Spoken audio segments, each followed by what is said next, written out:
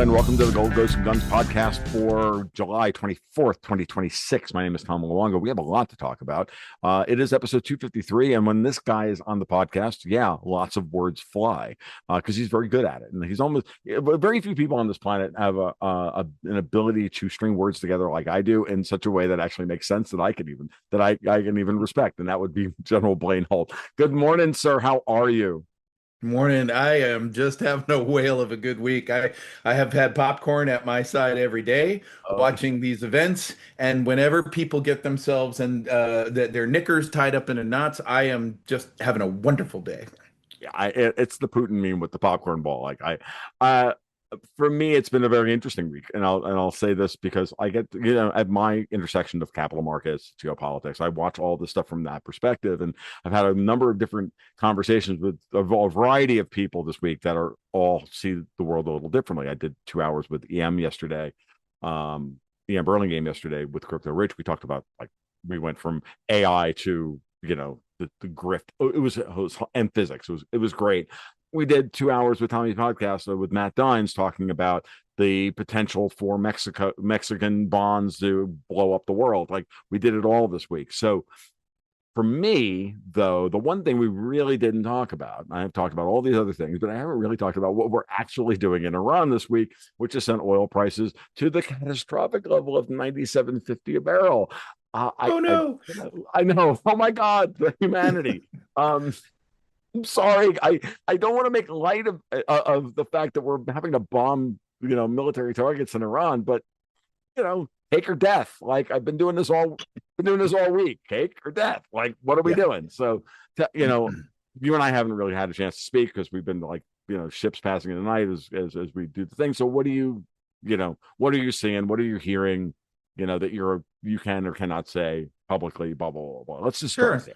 Yeah. Well, we are seeing the beginnings of the final act, and a lot of people are very frustrated because they're frustrated because when experts, elected officials, notice how those are two different things, um, people and pundits all come together to say stuff. When they say stuff that's counter this operation, counter Trump, counter the strategy, they just sound stupid. Their words get out and it's like, oh, you said that, didn't you?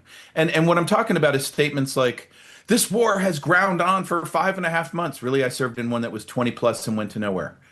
This is President Trump's driving up oil and gas prices to an unsustainable level. Really, $150 under Biden, and you didn't like that. And the amount of that oil and the cost was for no apparent reason, no war, no nothing. Just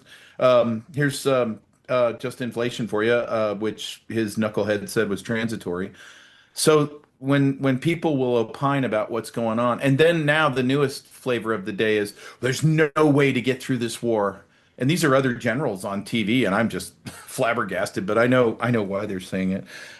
We have to go to a total war posture. We have to really ramp it up and increase everything and really stick it to Iran because they're resilient and the regime is never coming out and they're never going to change. And it's like, well, looks like we're blunting all of the IRGC's combat power. We really took it to them over the past couple of nights. We blew up all their missiles and logistics stores down there in Bandar Abbas. They can't get a damn missile convoy out of the coastal region to save it without meeting our wrath. So why do we need 130,000 forces in a full war on the ground? Or could we just do the efficient thing of taking the baton and putting it into the hands of the resistance movements that since the MOU have had time to train and equip and are ready to go? They're just waiting for the United States intelligence to say, yep, the conditions are met. The IRGC is in flames. The Artesh will be your best friends. That's the army of Iran. And we can't find a mullah in sight. Why don't you go take back your country? And when that happens, all these pundits, all these people who are screaming and decrying a 6 month war, it was astonishingly difficult. they're going to look really even dumber because it's going to be a massive diplomatic and military victory, which we haven't tasted on our lips in a very long time. And we're going to be on our way to a place called the Abraham Accords. And we didn't even get to the, I'll shut my pie hole here, but we didn't even get to the hidden adversary, which is the city of London, the globalist and the monopoly that's been the Middle East since the Ayatollah showed up from France. So I look, everything's going swimmingly well. The straits are getting blasted open. The Houthis have to throw missiles into the Red Sea because they're trying to convince the Yemenis that they're not weak and they're still strong and powerful, but they have no supply chains, no money, and they're choking on the vine. So I, I think everything's going swimmingly well. I was gonna, see, this is the thing. It all depends on your again. It all depends on your perspective. It all depends on what your goals are, and it all depends on who you think is the hero, the victim, and the villain in all of this. And again, every one of these stories that we tell ourselves has a hero, a victim, and a villain, and every one of these stories is also not the real story. Right. And No doubt. ask me what I'm reading right now, which is the Gap Cycle by Stephen Donaldson, which the first Uh, that's literally the whole narrative conceit. But I'm rereading that series for a reason, folks, and that mhm. is because we are living in a world where people perceive one reality.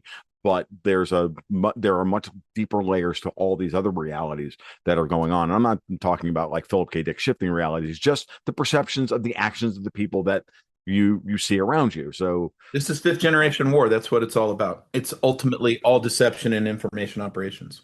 right. And so how about you step back? What I've been trying to say to people is why don't you step back from your morality, your judgment on these things and all of that? You need to step back from all of it. Everybody needs to do it, myself included, you, all the people that we talk to on a regular basis. Morality has very little to do with this unless and until you accept the fact that, well, how about let's start with one. Nuclear weapons are immoral. Yes. Okay. So Hmm. that's a precept. That's a foundational precept in my cosmology, in my geopolitics, and Donald Trump's geopolitics, which is Hmm. most importantly because he has decision making process and you power and you don't. Hmm. So why don't you start with that precept and jettison all the other bullshit that you have in your Yeah, head? your grandkids are free of nuclear holocaust. Well, jettison all that for a little Yeah, while you do some analysis. And why right. don't you work from that precept? And then you can come to terms with whether or not the cost was, the benefit is worth the cost. Sure. But you first have to be able to decide what the precepts are, what the operational structure looks like, what actions are being taken, what the outcomes are, and then judge them. But if you're going to do it in real time as they're unfolding, then you're just being gaslit by morons into having an emotional reaction. Right. Anytime in a fifth generation warfare environment that you find yourself looking at something, reading a paper, reading a book, and you get emotionally triggered, and it happens to 100% of all of us, that's fine. But if you could take that extra sub step when you get triggered emotionally, you're angry, you're upset, this drives you the wrong way. Step back, like you just said, and then evaluate, wait a minute, is that what they were trying to elicit from me? Am I being used in this 5GW environment?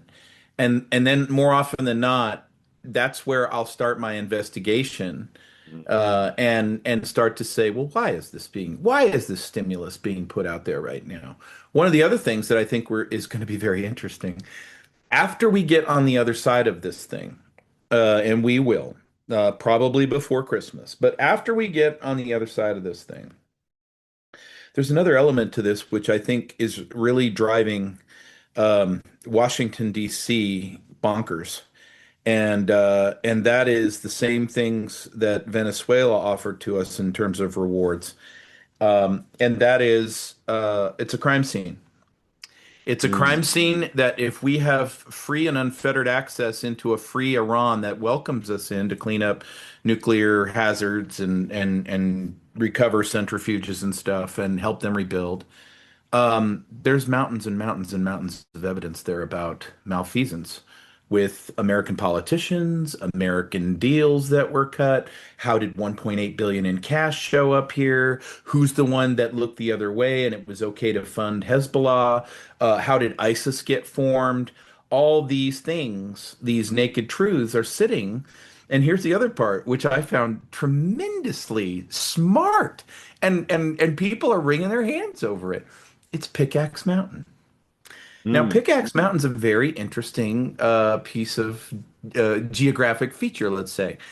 When we had the Freedom Doritos, also known as the B-2s, fly over Iran and blow the shit out of all of these nuclear sites, do you think we're that stupid that we just left Pickaxe alone, all by itself, unfettered, untouched? Did we just fly all the jets home to Missouri and say, "Oh, damn, we forgot Pickaxe Mountain"? And I was asked about that the other day on the air, and well, when are we going to get Pickaxe because they're going to rebuild this nuclear program? And it's like, well, wait a minute. Um, we've been watching them on satellites since April start to dig out of the crap that we blowed up. We know that. They had to have some secure place to put that crap. So we left Pickaxe there for them. We don't want to have to guess where they're going to put that crap. We want them to look at the most obvious choice. Oh, good. The Americans were idiots. They left us our Pickaxe Mountain. Well, now we know where all the centrifuges are. But I'm going to wager it's probably not too far away from where there's servers, there's mountains of documents, mountains of evidence, deals, all kinds of banking information, transactions. And I have to believe that on the other side of this thing, on both sides of the aisle, there will be a freak out like you can't even imagine. No, I think that that is probably as good an explanation or one of the explanations for why Mhm. we're seeing such unbelievably malfeasant, if not treasonous activity out of our Senate in particular. At Oh, this yeah. point, it makes a lot of sense. And even if it's not fully true, even if it's just they're Sure. arrogant jackasses who believe that they run the country, They are that too. they are that too, and that they have a whole bunch of um, non-citizens as their staffers with having had no background checks done on them. Hmm. Yeah. Yeah, you think and you ask yourself, why hasn't Trump arrested somebody for God's sakes, or why hasn't he done this, or why hasn't he done that? He must be complicit. That's the only thing you can. That's the only conclusion you can come to. I'm like, yeah, that's the only conclusion a retard can come to. Yeah. But you just made yourself look like a And idiot. you know what they never did during the last 6 years? What they never did, they never hauled Valerie Jarrett's ass in there and asked her, "What's your relationship with Iran?" They Right. never said, "We demand tighter sentencing on Robert O'Malley, and we want to know more about what his relationship to Right. Iran was." Right. And No, and not that way. not that way. Now, at the same time, we're going to take all of that. Now, let's go back to your opening monologue, which was important because there's a couple of things in there that I almost that came up that, and I want to make sure that people understand. Let's talk about the military part of this, like, Sure. because what's important here is we're living in this where everybody's like reacting emotionally. This is a war crime for attacking Caspian ports or for blowing up Bandar Abbas. I remind everybody, facts matter. Iran has been at war with the United States, declared state of war with the United States for over 47 years. Yeah. We have chosen not to go to war with them because, well, we're the 90-pound Maremma and they're the 12-pound rat terrier. That's Okay, right. until the 12-pound rat terrier tries to steal the 90-pound Maremma's food, there's not going to actually be a conflict. There's just going to be this. There's just going to be this seething envy. Okay, Right. now explain to me, for example, if everybody believes, for example, the latest psyop that's been going on since basically June of last year. Why Yeah. are the Israelis not bombing Iran right now? Why is Iran not capable or not bombing Israel in response? These are things I need to know because these are facts and those Yeah. facts matter. So in the grand scheme of things, nothing we've hit in Iran other than stray missiles and whatever that happen in war, because this is the way war is. It's not Sure. 100% people, it's not 100% clean people. We have a declared enemy who has Right. acted contra to international law, to other that has contravened other people's sovereign territory and everything else. They don't have any rights from a Right. moral perspective. None. I hate, from this is a war and Sure. we have the right to prosecute that war. And some people just seem to think that we don't have the right to prosecute a war against a declared enemy. Right. It's crazy. Now let's unravel that a bit. So let's talk about Israel real here because Yeah, this is very important because I think it'll unpack for a lot of people, not just like again, take your emotion about Israel out of the equation and yeah, think of Israel as an actor with interests. that's right. Okay. And that's that what you just said is where the entire conversation goes into the sewer and you lose the whole thing because of the emotionality around the concept of Israel. And this is where we lose ourselves is we have to get into the granularity of what's going on. And you're right, Israel is a country with interests, but even inside of Israel, those interests are sharply divided, razor sharply divided. How the Likud party has prosecuted its own wars since October 7th is under serious debate in Israel. So what that translates to in our own media machine here is whatever Israel wants to do, that's the end of it. They do it. And if you don't rubber stamp that, you're an anti-Semite. And it's like, well, okay. So for those of us who actually think for a living, that name is not going to really carry a lot of water. But what we have to look at is the bare facts are this. In Israel's campaign, a rightful campaign to deal with its own security interests out of October 7th, they have to go back and do that autopsy, by the way, and they're trying. They are trying to face, what happened that day and how did it happen, because that's not answered. But in the process of going after the proxies of Iran, and to the extent that they had Iran, several instances along the way they had split. In fact, split in a way that we're going to do something different than the United States is asking us to do. Now, some people here will say, "Well, they're a sovereign country. They don't have to do what the United States says." It's oh bullshit. We've got the 18 billion reasons they better do what the hell we say per year. And the other part of that is if you ask for United States security help and you're our ally, well, we'll help, but we're in the lead every time, 100% of the time. There is no other way. And and that's what Americans paid for and expect. Well, the president in an opposing force, because the way that Israel's prosecuted the war is let's go vaporize stuff. Okay, fine. That's not, we can all debate about what that looks like from a strategy perspective, a tactical perspective, a long-term perspective. But that's not the United States way of warfare, and it's not how we see the region. We see multiple players in a region where there is a big prize the president is trying to pursue above Iran, above all the other prizes. That's called the Abraham Accords. And what the president's weighing is, okay, if I delete Iran from the map, I won't have the Abraham Accords. We'll just have more wars. That's what we'll have. And 90 million people in Iran are not going to their untimely deaths. They're not leaving the planet. The Persians will still be there. Now, the 7% Muslim Shia extremists, that's debatable about their longevity, especially more so today. But when we look at the Arab states, when we look at Iran, Turkey, we look at Israel, all these different cultures, we're trying as a strategic effort to get them off of war as a way of life and into the Abraham Accords, which is interdependency and economic means, regardless of your religion, regardless of your creator, where your ethnicity is, what your grudges are with all the other sectarian factions, and there are many. It's if you are interdependent on each other's economies, then we see a better day and we can pull U.S. forces from the region eventually, and that is the path. So if Israel as our ally, and they will be our ally next year and the year after and the year after, fine. That's also a reality. Um, if they are turned loose on Iran, that can be upsetted because they've proven that they're not going to follow our guidance with regards to their own military operations. So, so we have to take the lead in this. We're doing the battlefield shaping for the Iranian people to take this back on their own. We're doing it without a endless war, 130,000 invasion force.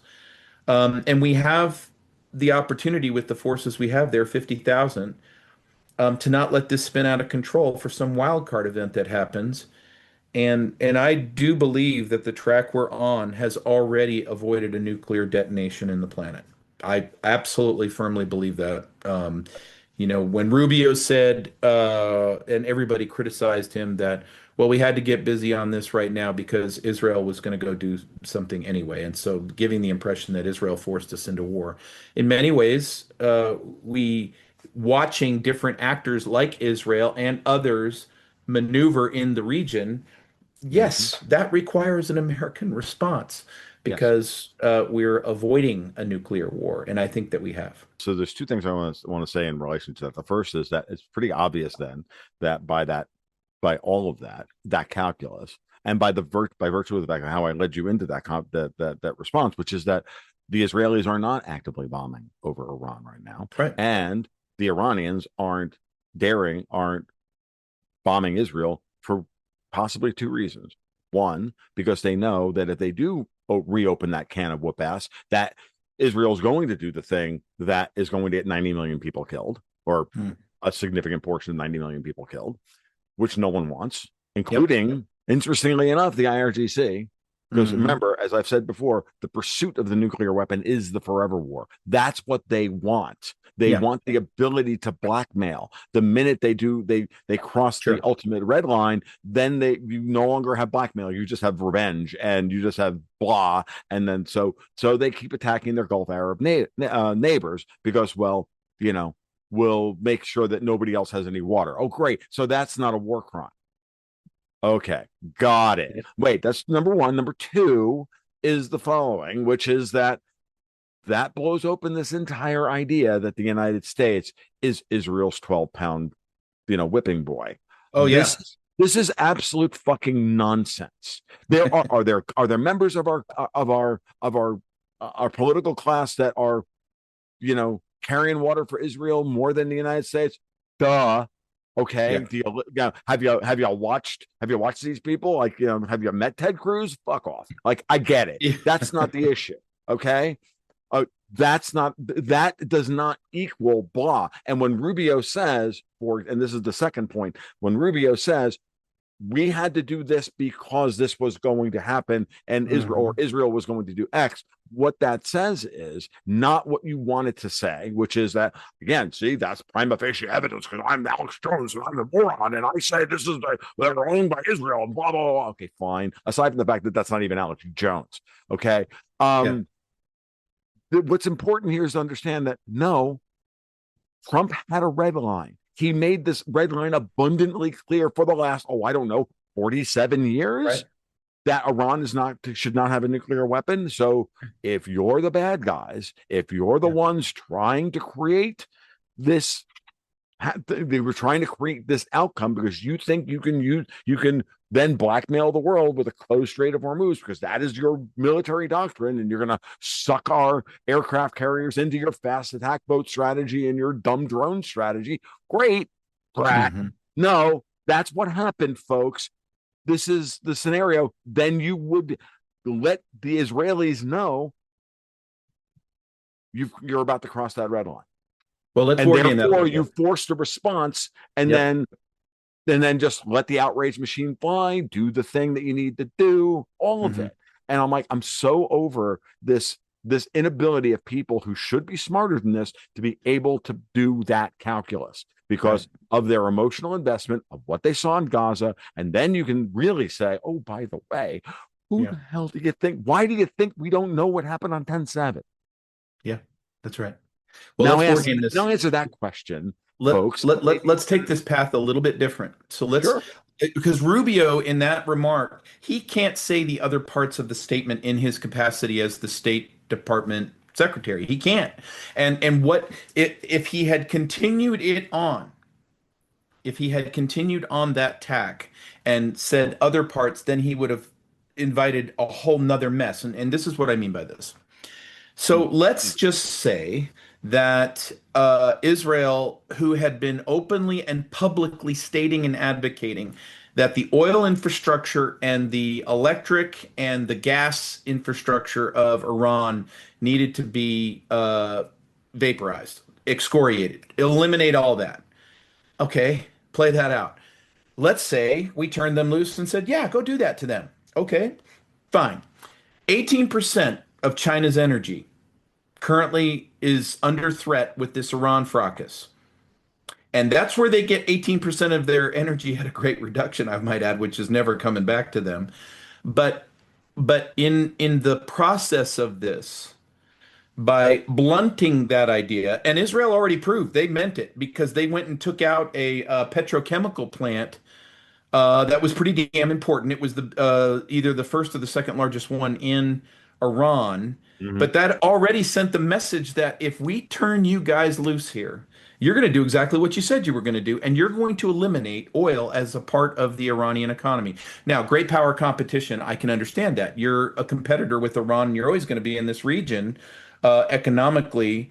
But by doing it that way, now two countries that were invited to stay on the sidelines, minus some extremely bad behavior with targeting assistance for Iran, which got some of our uniformed killed. And that's a separate matter and has to be dealt with eventually. China and Russia have largely stayed on the sidelines. But if you wanted to see the Chinese Navy take to the ocean and come in, and now we're in a real bad place with the top powers of the world rubbing elbows with nuclear weapons, then just go ahead and take out all of the oil and gas and electric infrastructure of Iran, and that's exactly what you'll achieve. And then what we're seeing now, and I predicted this in April. Actually, no, it was March. And in fact, we talked about this. Is the biggest part of the straits that people don't realize is the byproducts. It's not just the oil, and the precursors to tons and tons and tons and tons of fertilizer, which were needed in Africa during the planting season. They never made it to market. They never got to where it needed to be. And my concern was that in doing that, the second and third order effect would be against Europe Hmm. because Europe is like, no, we're insulated from this. It's like, no, you're not. Those groceries that you're buying come from Africa in the fall.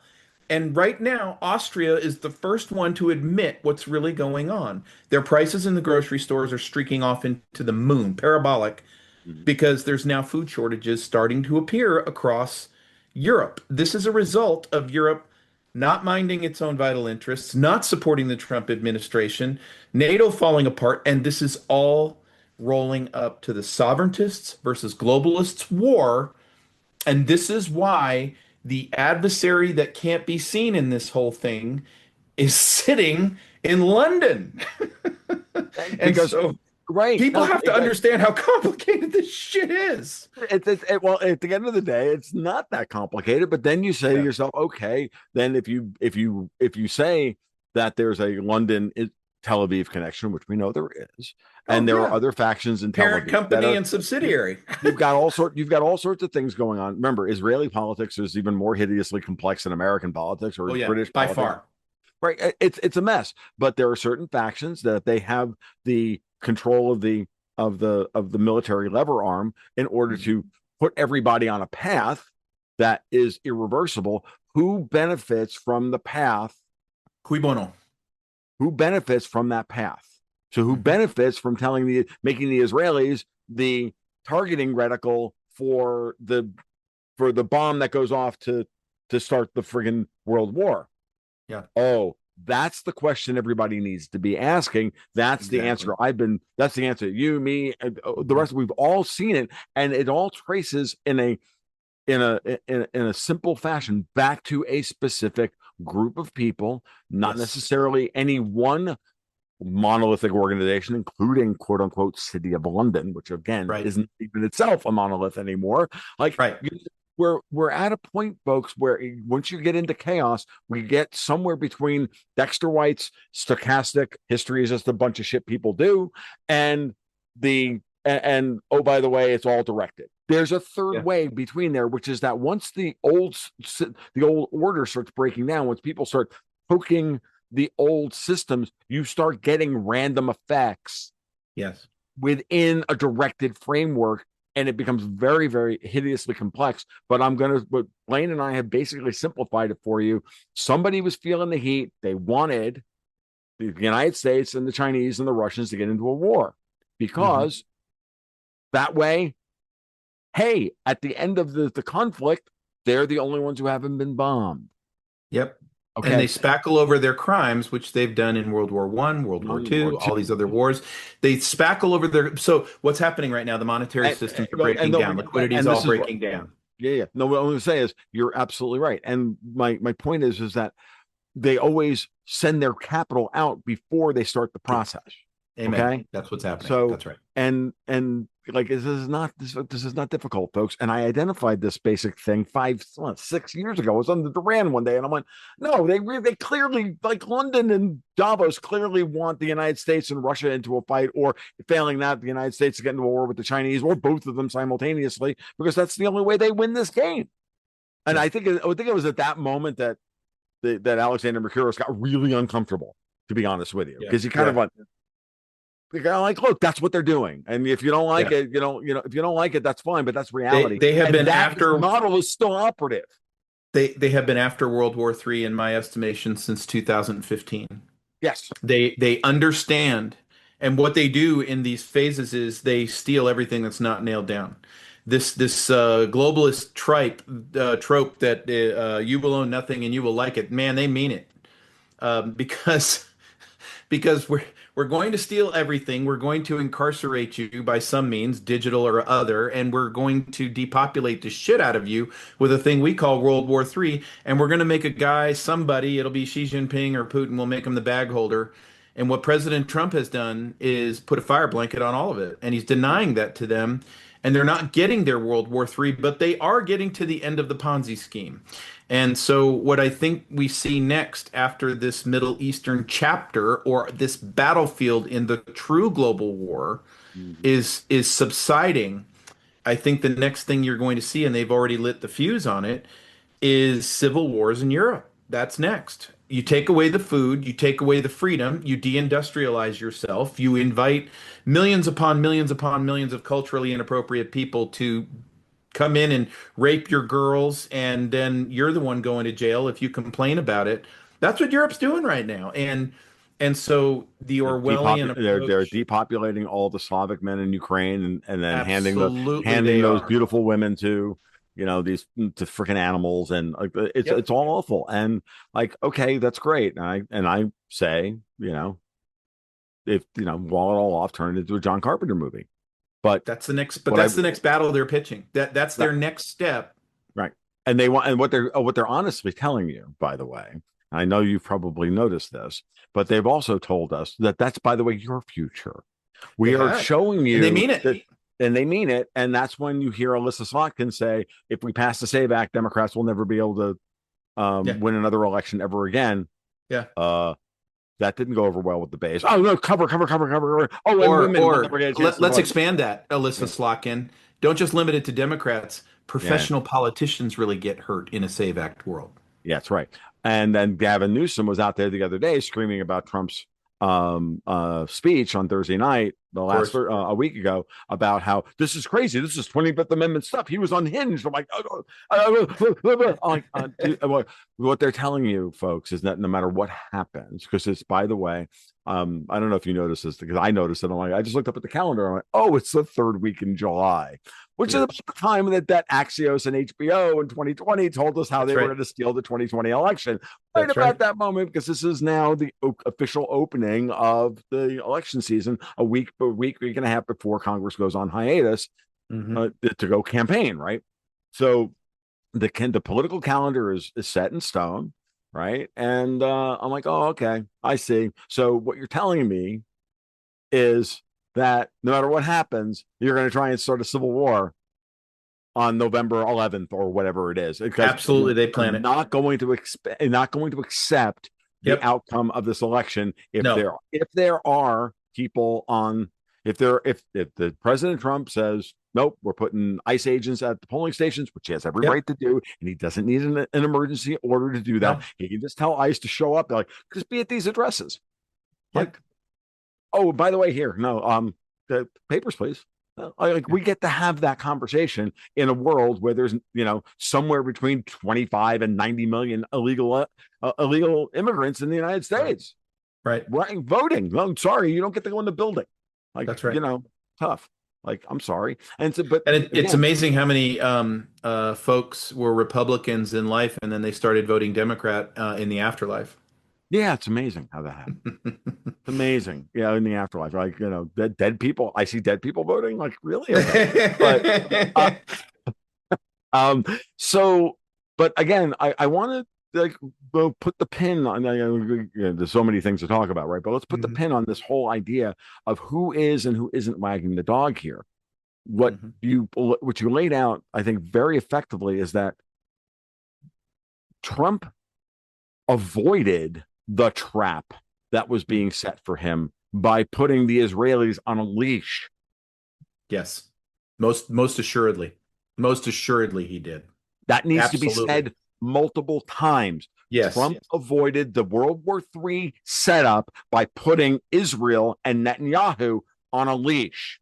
So Yep. now you get to say it, Eternal Hope. Please, now you say it again. I want everybody to hear it 3 fucking times.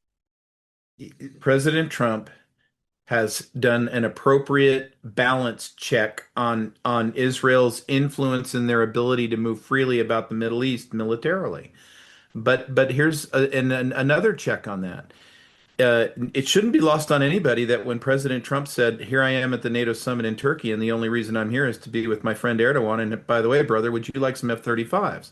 And then, Mm-hmm. and then, as if that weren't going to make you dizzy in the Knesset, he heads on down to Saudi Arabia verbally and says, "Don't you guys want nuclear power? Wouldn't that be cheaper for you to do desalinization and all of that?" And everybody's losing their shit over this. But again, details and facts matter. So let's just unpack the Saudi nuke thing a little bit.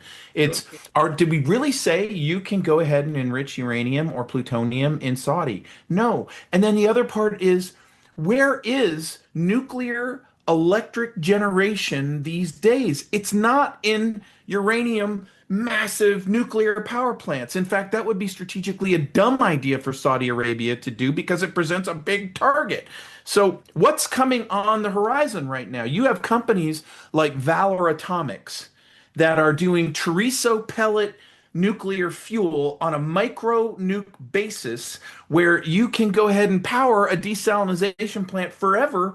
And if somebody blows up your nuke micro reactor, these Chorizo pellets, nothing bad happens. We're talking about And fuel you that can comes rebuild, from and you spent can nuclear rebuild, fuel rods. right? And you can rebuild that Yeah. small modular nuclear reactor Yeah. in an But you hour. get the benefit of the Levant. Now you're looking at a balance of power check.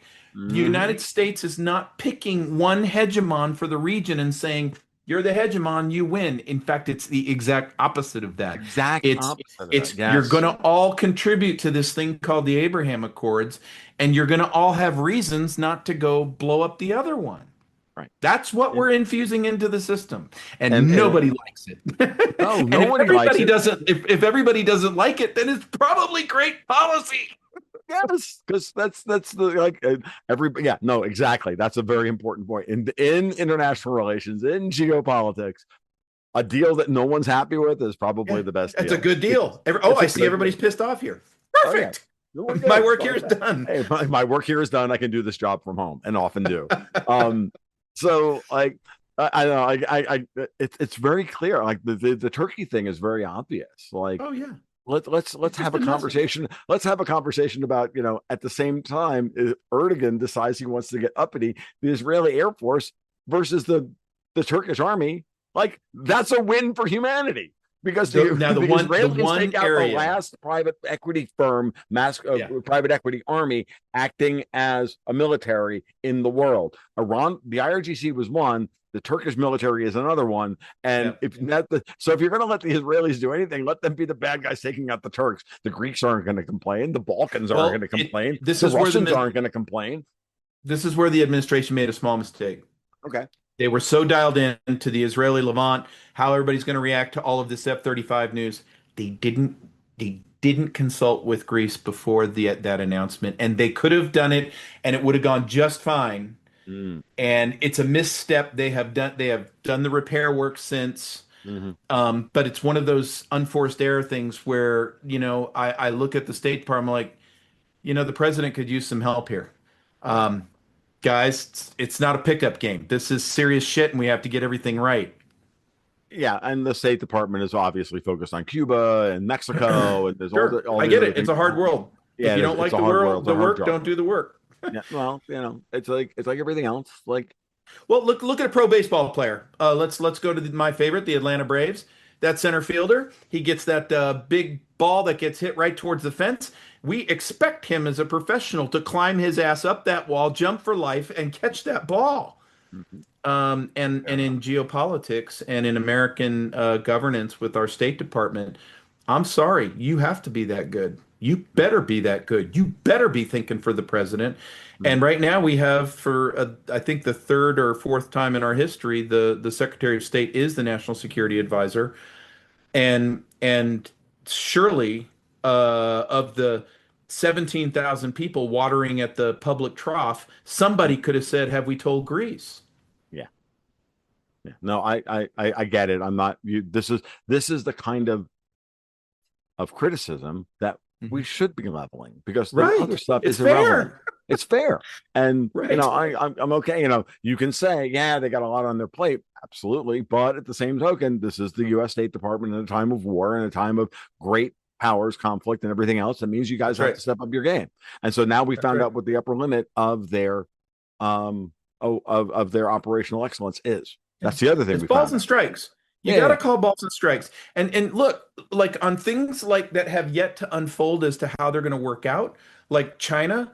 Right now, I'm on the edge of my seat with what we're doing with China. I yeah. don't know what we're doing or how it's going to unfurl, but because I don't, I'm reserving comment or judgment at least, and I don't need to get to the end game and say this is all wrong. We're making horrendous mistakes. Look at this. I am concerned, but Mhm. I also understand this is not done.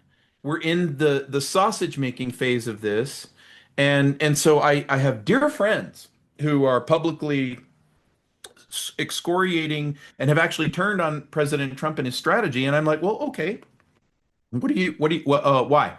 Because this is happening and this is happening and this is happening and they're involved in these things and it's okay. Well, there are some going to be some times when the appearances are horrible, but what I'm where I'm at is I don't have to run to admonishment if I don't have all the information.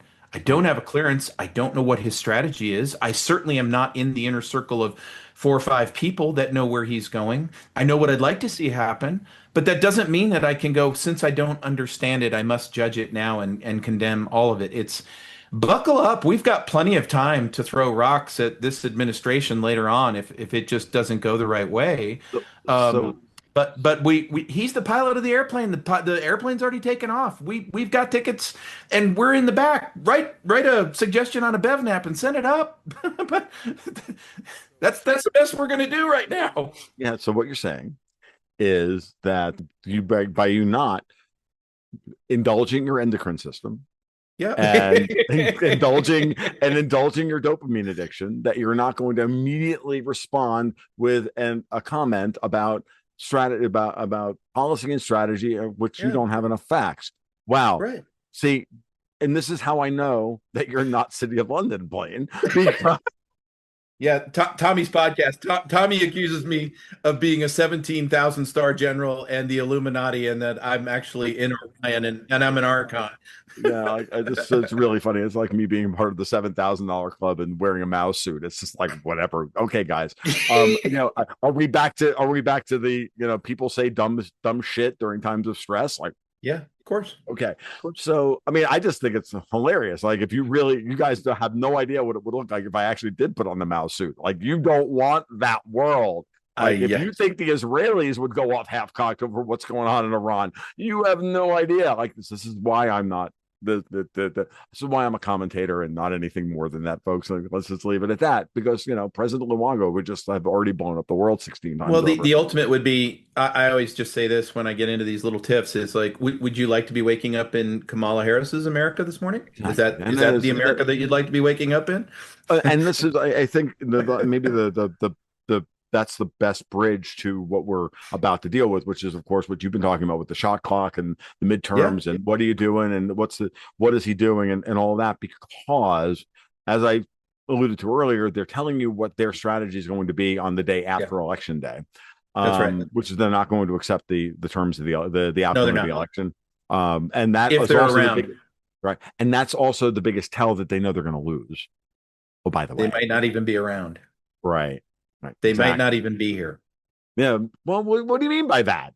This Well, so like that. there's several paths to November, Mhm. and there's a lot of things that I think are going to have seismic order effect in the history of the United States on the way to this place called the American midterms. And you gotta war game it a couple of different ways. President Trump intoned in that Thursday speech last week, I'm going to put a lot of evidence online. I'm going to show foreign interference in our elections. Mhm. I'm already releasing the Russiagate stuff. There's a lot more to this.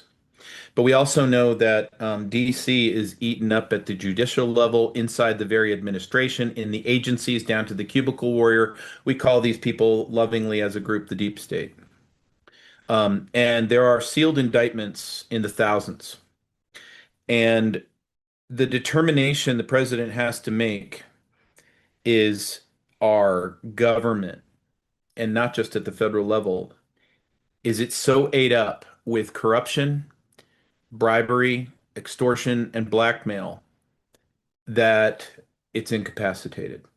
And if he has that evidence to make that case, you could very well see where in a blinding move, none of that accountability could go through the DOJ because it would take 30 years with normal due process. But in a blinding national state of emergency, you could see that evidence, if it is available, all being turned over to a country that's government is incapacitated and the military has to stand in for a period of time. And I'm not saying there's any assurity that I'm not predicting that that's what's going to happen. I'm saying there's no certainties. There's only probabilities. Right. But what I am saying is his base and the one that elected him expected accountability. And we saw things and we were disheartened with things like, there's not very much happening on the Epstein thing. The J6 people weren't really handled. Hell, Tina Peters spent an additional year in prison. But but I would say that those events that Americans are really upset about are mere synchronization, orchestrations on a timeline of sorts. That, yes, Epstein will be there for you, kids. Don't worry about it. It's just that it doesn't have its proper place right now until the rest of this stuff all comes together in a synchronized way. Well, in my estimation, because both parties now are going to have political conventions in September. They're not going to have rallies or just let's go tis boom bah for the final stretch into the midterms. They're actually having conventions with delegates. The only reason I could see to do that in a non-presidential year is that you don't have candidates and a new group needs to be impaneled. So when I say, are they going to be around? Is there going to be this accountability season that comes? And if it's not done that way, is the military still going to be asked to stand in by emergency order to guard the ballot box, turn off the machines, go paper ballots, and have a fair fight at the ballot box? I think it's one of the two tracks. The first one I outlined being very, very drastic and alarming, and our great grandchildren will be studying this season in history books. Yep. The other one will still be that way, but it's going to be much to a lesser extent, with a lot of people pissed off that the military had to stand in and ensure that we had a free and fair election. Yeah. No, it's a good framework because I think what Trump did the other night was to start the opening salvo for the people in the middle of the electorate and ask Mhm. them very. I think if you take the whole speech, it comes down Yeah, to our elections are insecure. Your country right. is insecure. All the things that you voted for, I can't. You clearly were dealing with all of these problems that we Hmm. can't actually implement the agenda at the executive level that you voted for.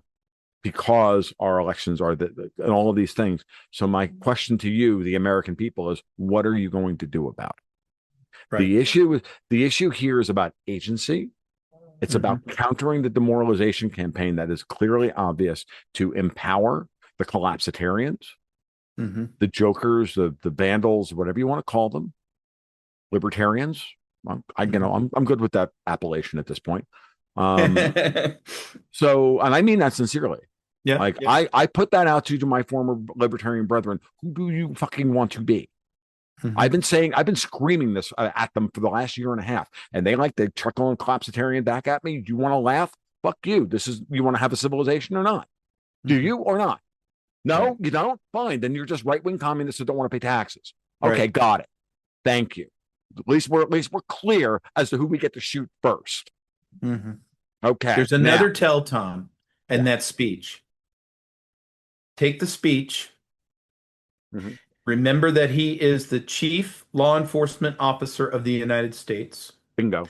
And then go to the White House website to the one document. Now, there are many, they're damning, but Yeah. the one document that caught my attention and I focused on it like a laser Mm. is where the email of the NSA admitting that Mm. they diluted the presidential daily brief Yes. to favor spackling over the Chinese interference in our elections, that they committed willfully that crime. That Hmm. is a treasonous crime that could be tried at the Capitol level. Hmm. Now, he's the chief law enforcement officer. Hmm.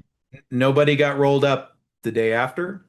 after that, even to today. Nobody's rolled up, nobody's Nope. arrested. However, it is his duty to do that. It is his duty as the chief law enforcement officer. If he's going to present the evidence, this is what happened and this is what they did, they need to be collared. They haven't been. Why?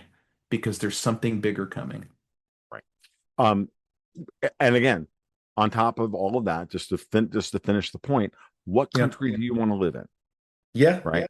Do you or do you not feel like you have agency? And because this is on you, I can only Mhm. do so much. At the end of the day, I'm going to make a move that needs to be made. And you're either going to back me on this or you're not going to back me on it. Well, the first thing I have Right. to do is prove to you. So I have to show you what it is, my reasoning for what I'm going to do. I Right. would like to use the institutions that we supposedly believe in as the Mhm. mechanism by which to do this. Our Right. opponents are attempting to destroy those institutions or subvert them to the point where those institutions are invalid. So that's why Exactly. the speech came 2 days after Amy Coney Barrett testified before Congress that she's in fear for her life. There's a Right. reason for this. This is very important. This is all part of the stepwise, deliberate process That's by right. which to make the case to the American people we're on the scene, we're dysfunctional. I have every right to do what I'm going to do. But if you react, oh my God, and get the vapors for him doing this and vote Democrat in the midterms, then we don't have a country anymore. And it's on you. Right. And Or it's not on or me. It's not my fault. the big accountability piece happens. He has to be at a place where most Americans, most rational Americans have to go, I saw it going this way. I saw it coming. I saw it That coming. you're not it's not a shock to your system and you're going to run out in the streets and light yourself on fire. It's like, yeah, no, listen, we are completely dysfunctional as a country right now, and Well, it's because Washington could care less about us. yeah, yeah, And that seeps all the way down through the state and local levels because, I was just reviewing last night the list of governors in the United States and what they've taken in terms of indirect investment in them from China. mhm, And I mean, here I am in Idaho. It's astonishing. It's astonishing. mhm, And so are we incapacitated? I would argue that we are. mhm. But does the president have to make that case? He started to. He's dumped a lot of stuff. It's been working that way, but I think there's more to go. But Yeah. there's Oh, there's very little absolutely time to more. do it. Yeah, no, I agree with you on that front. I think they have an understanding. It's like, look, what I'm going to say is, going back to all of this, we are all commentators. We all have opinions on things. Sure. And I've been, you know, pretty clear that at the end of the day, I have a limit to my understanding of the political situation in the United States, and Mhm. I'm not going to put, and as good as I am, I think I am at it, as good as you think you are at it. Does anybody Mhm. really understand American politics better than Donald Trump? No, I think that's a fair thing to say. it So if is. his Gantt chart says we don't start this process for real until it's becoming important to everybody, Yeah. I'm going to trust it. So I'm going to trust it too because one of the things that I do appreciate about the man, and the one time I got to meet him and have that conversation with him, which was apparent to me, is what he's got planned can't be known by more than 4 to 5 people. Can't. It just isn't. It No, it's just not isn't. possible. And Yeah. so the level of keeping your cards close serves him well. It has kept him alive. Hmm. But the other side of that is guys like you and me who are just rational dudes, we're standing up and screaming, Brooke Rollins is not helping you. Lee Zeldin is not helping you. Right. Cash would do well to go arrest a few more. Hmm. Hello, Makari, what's this stuff with the vax and the CDC? By the way, the tech bros are creating a second war that we're all going to have to go fight because I'm certainly not going into a soul cage. So, Yeah, yeah. so No, there's many, there's all these yeah, other yeah, things. there's many layers to this. But again, order of operations, and I know you as a logistics guy understand order of Yeah, operations better than anybody that I could ever absolutely. possibly have that conversation with. But I don't have to pass. It's what we were talking about earlier. I don't have to pass judgment on that now. Right. It's not No. necessary. Let Right. that plan roll. We could throw rocks lots of time to do that later. If I'm all Right. camoed out and I've got a vest on and I've got my heater and all of that stuff, I'm probably pissed off and I'll have some comments. But until that time, maybe we should just see how it's all going to work out. Right. That's probably the best way to leave this because that choice is being laid in front of the American people, I think, very Mhm. starkly. Are we or are we not functional as a country? And oh, by the way, what are your options? Right. Because, and I think that, this is why I thought it was just so obvious that all of this, just arrest somebody for God's sakes, and he's not moving fast enough. That I like that is such a dude, that's such a tell, like Yeah. either of your own personal weakness or Yeah. that you work for somebody else or that Or it's a bot. Yeah. you're owned by somebody else. Like Yeah. I watch some of these commentators and I'm like, Yeah. really? Yeah. Okay. Like, yeah, and you're throwing stones at me. There's a reason for that. I know Yeah. what that reason is, and it's pretty funny and it's pretty hilarious. And I'm just gonna make fun of you. And Yeah. we're gonna move forward. And we're Yeah. gonna keep saying what we're gonna keep saying. And at some point, everybody's gonna have to like figure out what it is they actually want to believe in. Because it's easy Amen. to have opinions. Sure. It's easy to have opinions. You're encouraged to have them, you know. Yep. You Hey, we know, all care about our country. Most of us are just pensive, and we have a national level of anxiety right now because we don't know how it's going to come out. right. And so, you know, prepare yourself accordingly. Do whatever you Mhm. have to do to alleviate that anxiety. But I can tell you the one thing you shouldn't be doing. This comment is, overreacting to commentary. Oh, no Like, kidding. go for facts. Just like try and put some facts together and then think of some secondary and tertiary effects on the facts that you see. Yeah. And be a little generous Yeah. to most of the people that are in the crossfire Yeah. because, like they're in the same place that you are, except with more information. Right. Right. So, all right. With that said, Mr. General Blaine Holt, tell people what you got going on and, do the personal plug thing and we'll get out of here and we'll move on. Yeah, so my podcast is at dangerousintellectuals.com. Last Monday, I had MK Ultra whistleblower James Martinez for a really deep talk about the fact that MK Ultra is not only not done, but the newest technologies coming over the horizon need to really kind of catch our attention. And then the coming up on Monday, I've got Gordon Chang. We're going to really kind of do a deep dive into China and all the elements therein. I just wrote a piece on Newsmax.com on the sovereigntist versus globalist war that you and I were talking about, Mhm. and I can't tell you how humbled and grateful I am for the support I get, and I'm appreciative, and I appreciate being right here with you. Okay. Well, it's he is the underscore irascible on Twitter. I love dead naming it because it just tweaks Elon Musk. I am TFL 1728, Patreon/Gold Goats and Guns. This is how we make our bacon. And we'll do the thing. So you guys be well. You take care. We'll talk soon. Keep your stick on the ice.